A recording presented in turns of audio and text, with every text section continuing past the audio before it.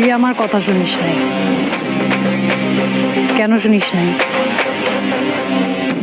কথা বলছ কেন? ভুল হয়ে গেছে আপা। ওই তোরে আমি কি কইছিলাম বুঝলে গেছস? আপা আমার কোনো দোষ নাই। সুলতান ভাই কইছে টাকা না দিলে নাকি আমার খাইয়া দিব, দোকানপাট সব আগুন দিয়ে জ্বালাই দিব আপা।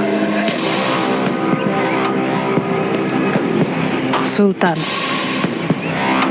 সুলতান কইছে।